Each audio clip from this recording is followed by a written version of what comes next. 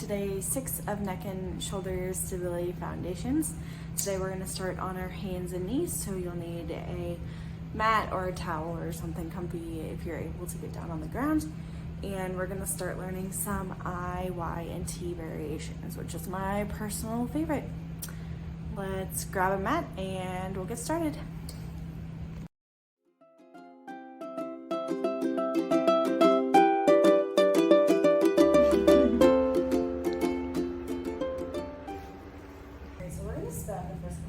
Just getting comfortable on our hands and knees. The setup on your hands and knees can make a big difference in full body strength, stability, and your shoulder stability. But your shoulder is really just as much a part of your core as your abdominals and your back. It's that part of the trunk that you need the stability for your arms to move, just like you need lower trunk stability for your legs to move. So you're going to start with your hands roughly below your shoulders, knees under your hips. If it bothers your wrists, you can use like a dumbbell, something to elevate the surface a little so you can keep your wrist neutral. Or if you're at like a bed, you can kind of grab onto the edge. So we're just going to start here. So you're just kind of slightly pushing your knees into the ground, pushing your hands into the ground. So you're like pushing away like something's crawling underneath you, like a little doggy. And you're just trying to create a little space. We're not doing the full arching. So just like a little flat back, just everything's engaged. So big thing with this one, to really set your shoulders, is you're going to rotate, so your hands stay still. You're gonna rotate your elbows forward, like you're just screwing a jar of mayonnaise. So the crease of your elbow is forward. Now, if you're hypermobile, you want to find a position where you're not overly extended, but you still want to be towards the end range. If you're having a really hard time not getting to that overly extended position, it's okay to have just a little bit of a bend in your elbow. So we're going to start here.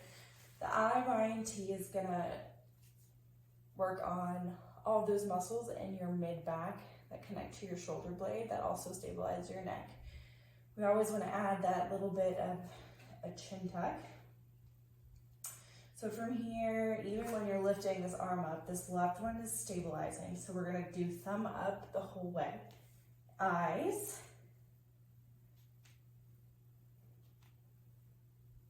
We'll start with 5 and then take a break. So we're gonna do the same thing, but you're gonna make like a Y. So that motion with your body. So you're coming out more at a diagonal, but your thumb still stays up. Arm is completely straight. 4, 5.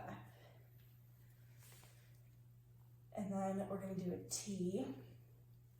So especially with the T, so T is this motion, you want to make sure your thumb is still up and that your arm isn't too far back. If it's too far back, you're going to engage a little more of your lats. We want to try to keep it your mid-back. So in line with your shoulder, like you're squeezing your shoulder blade back and down. We'll do 5 of these. 4, 5. And then you can do your arms a little break.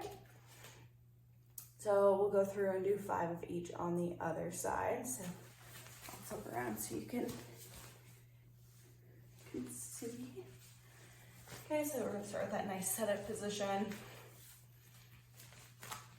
I'm gonna rotate those elbow creases forward. I'm gonna do 5 eyes.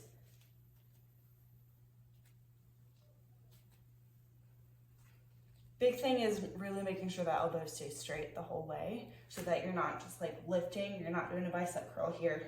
All the movement is coming from that mid back. So thinking about pressing your shoulder blades down to help bring your arms up. Do 5 Ys.